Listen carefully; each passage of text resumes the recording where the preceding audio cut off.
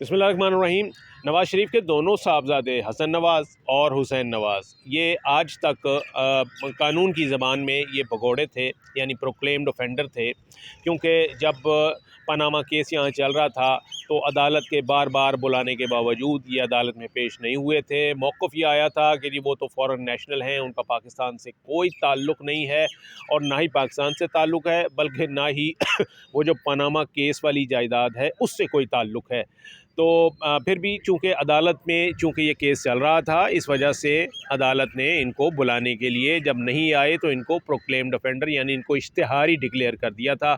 और इश्तिहारी मुल्ज़िम वो होता है कि जिसका इश्तिहार जारी किया जाए कि ये मुल्ज़िम जो है ये अदालत को मतलूब है और ये कानून की गिरफ्त से भागा हुआ है, भगोड़ा है, इसको अदालत में जहाँ पकड़ कर पेश किया जाए।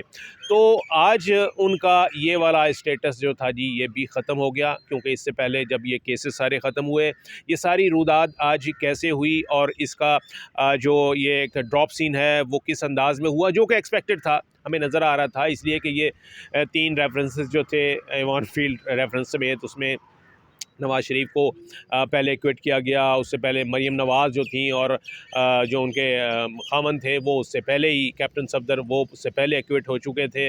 तो ये आहिस्ता आहिस्ता ये तमाम मराइल जो थे ये हो गए थे। लेकिन कहा यह जा रहा है कि जब आप ये कह रहे थे कि जी आपका पाकिस्तान से कोई ताल्लुक़ नहीं, आपका उन जायदादों से कोई ताल्लुक़ नहीं और आप फ़ॉरेन नेशनल हैं, तो फिर अब वापस आने की क्यों ज़रूरत महसूस हुई और क्या वजह थी, ये हम जानेंगे हमारे कोर्ट कॉरेस्पॉन्डेंट अवैस से। अवैस, आज की ज़रा रुदात तो सुनाइए।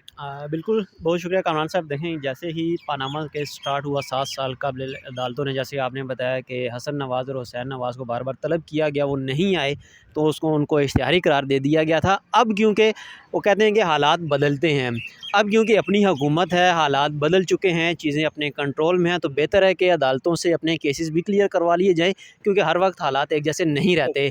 ये वजह थी कि हसन नवाज़, हुसैन नवाज़ पाकिस्तान वापस आए, अदालतों के सामने सरेंडर किया और आज वो जो है इश्तिहारी स्टेटस जो है उनका ख़त्म कर दिया गया है। अब उन्होंने जो है वो बरियत की दरख्वास्तें भी जो हैं वो दायर करनी हैं और इस हवाले से नोटिस नैब को जारी हो चुके हैं, क्योंकि कल के लिए दिन रखा गया है। क्योंकि आज वकील सफ़ाई हैं, उनकी जानिब से कहा गया था कि जो तीनों केसेस हैं, अल अज़ीज़िया रेफरेंस है, इसके अलावा एवन फील्ड रेफरेंस है और इसके अलावा पनामा में जो 3 रेफरेंसेस बनाए गए थे, तीनों में दीगर शरीक जो मुल्ज़िमान हैं वो बरी हो चुके हैं।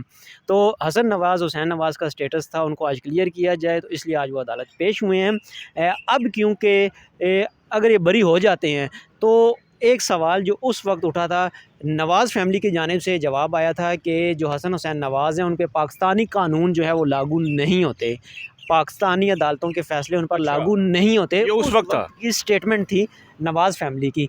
लेकिन आज जब हसन हुसैन नवाज़ अदालत आए तो उनसे उसी कानून के तहत उसी कानून के तहत पेश हुए और आज बाकायदा उनसे सवाल किए गए कि आप कह रहे थे कि आपके ऊपर कानून पाकिस्तान का लागू नहीं होता, लेकिन आज उसी कानून के तहत उसी अदालत में आप पेश होने जा रहे हो, तो कैसा लग रहा है?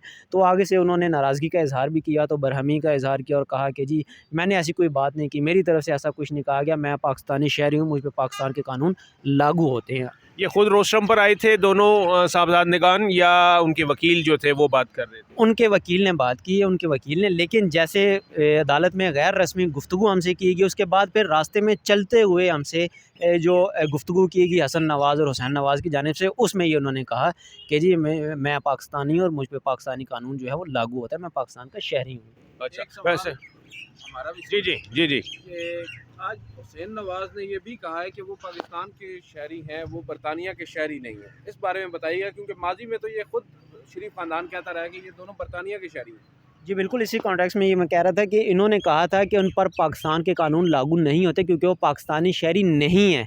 लेकिन आज जब वो आए, उनसे पूछा गया कि आपने कहा था कि आप पे कानून लागू नहीं होता, लेकिन आज उसी कानून के तहत पाकिस्तान की उन्हीं अदालतों में आज पेश होने जा रहे हैं, इंसाफ़ लेने जा रहे हैं इन्हीं अदालतों से। तो उस वक्त उन्होंने कहा कि मैंने ये बात नहीं की, मैं पाकिस्तानी शहरी हूँ, मुझ पर पाकिस्तानी कानून लागू होता है। अच्छा अवैस, वैसे अदील साहब के सवाल का जवाब हम ये भी दे सकते हैं कि उनका जवाब ये होना चाहिए था कि उस वक्त पाकिस्तान में उनकी हुकूमत नहीं थी, उस वक्त पाकिस्तान में उनके चचा वज़ीर आज़म नहीं थे, उस वक्त सूबा पंजाब जो सबसे बड़ा सूबा है वहाँ उनकी बहन जो है उनकी हुकूमत नहीं थी, तो इसलिए उस वक्त के पाकिस्तान की उन्होंने बात की थी कि वो उसके शहरी नहीं है। वो इस वक्त के पाकिस्तान की बात कर रहे हैं कि वो इसके शहरी हैं। जवाब तो यही बनना चाहिए था। बिल्कुल बिल्कुल, मेरे ख्याल में आपने अच्छे तरीके से define बल्कि उनको तो ये भी कह देना चाहिए था कि जी हुण वो गल्लां नहीं रही जज साहब, वो पहले की बातें थी, ये आज की बातें हैं। किया। तो ये मेरे ख्याल है अब बरियत भी कोई ज़्यादा इसमें दूर तो नहीं है, क्योंकि इसमें जो मेन एक्यूज़ हैं सारा केस ख़त्म हो चुका है तीनों रेफरेंसेस। तीनों रेफरेंसेस में जो शरीक मुलज़मान हैं, साहब की जमानत वहीं की वहीं है, उनको रिहा नहीं किया गया और उनकी जो दरख्वास्त जमानत है उस पर जज साहब ने तारीख दे दी है, जबकि ये दोनों आज आए और पहली ही तारीख पर इनको। अदील साहब आप भी जो है ना वो कहाँ का केस जो है ना वो कहाँ का लाना चाह रहे हैं। असद तूर साहब का केस हम आपके साथ किसी दूसरे व्लॉग में जिक्र करेंगे, लेकिन बात यही है ये आपने एनोमली ज़रूर ड्रा की जा सकती है कि कहाँ वो एक जो है यानी कि एक ऐसे केस में उसको फौरी तौर पर अरेस्ट का सामना है, और यहाँ पर ये वो साहबजादगान थे जो कि बड़ी रौनक के साथ ये कह रहे थे कि हम कभी भी जनाब जी पाकिस्तान से हमारा क्या ताल्लुक़ है, हम तो फ़ॉरेन नेशनल हैं, ये हमारा पासपोर्ट है, और ये जो इल्ज़ामात लगाए जा रहे हैं ये हमसे अदालतें जो है वो नहीं पूछ सकती। तो देखा जाए तो ये दौरा मेयार जो है खैर ये हमें देखने को कोई पहली बार नहीं है। अदील साहब आपको भी मालूम है ये वक्त के साथ साथ चीज़ें तो चेंज होती रहती हैं। बरियत नज़दीक ही है, फिर कल को क्या होगा, कल क्या डेवलपमेंट होगी? नैब को नोटिस जारी हो चुके हैं, अब नैब ने अपनी रिपोर्ट देनी है, और वही रिपोर्ट जो इस्लामाबाद हाई कोर्ट में दी गई थी कि हम इसको मतलब जो इनकी दरखास्तें हैं उसको वो नहीं करते, उसकी मुखालफत नहीं करते, आप मान लें। अच्छा। अब दोबारा नैब का वही होगा, दोबारा से नैब कहेगी कि हम मुखालफत नहीं करते, बस ठीक है, ये इनका नाम नहीं आया, ये इनके साबित नहीं हो सकी चीज़ें, नैब जो है वो नाकाम रही है, साबित नहीं कर सकी, तो हम मुखालफत नहीं करते, तो इनको ठीक है बरी कर दें। बिल्कुल सही। सेम यही जवाब है। सही कह रहे हैं कि होगा यही। उसमें भी यही हुआ था जब पनामा केस की अपीलें आई थी, एवान फील्ड रेफरेंस की अपीलें आई थी, तो उस वक्त भी मौक़िफ़ ये अख्तियार किया गया था कि जो मुकदमा चलाने वाले थे यानी नैब जो इदारा था जिन्होंने ये मुकदमा कायम किया था, ख़ुद उन्होंने ये कह दिया कि जी हम अपनी अपील जो है वो वापस ले रहे हैं।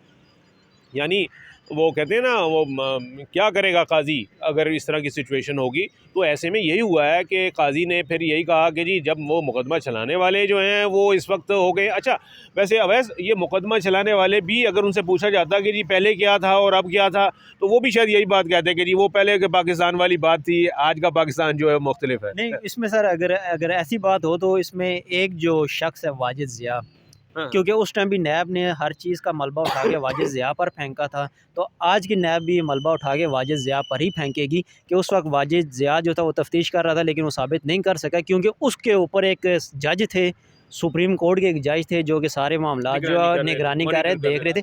तो ये मामला फिर वो कड़ी से कड़ी वहाँ तक मिलती जाती है, वहाँ पर फिर अदलिया भी खामोश हो जाती है, वो भी फिर बात ठीक बेबस है, हो लेकिन बात वही है कि अगर आपने नहीं चलाना मुकदमा तो उसके लिए 100 बहाने हैं और एक बहाना काफ़ी है कि जी वी आर नॉट इंटरेस्टेड। इसमें अगर इस्तगासा ये कह रहा है कि जी हमें ये मुकदमा नहीं चलाना, तो फिर बरियत ही बरियत है जी, जितने मर्जी लंबी चौड़ी करप्शन हो, ये पाकिस्तान में कोई नई बात नहीं है। Thank you.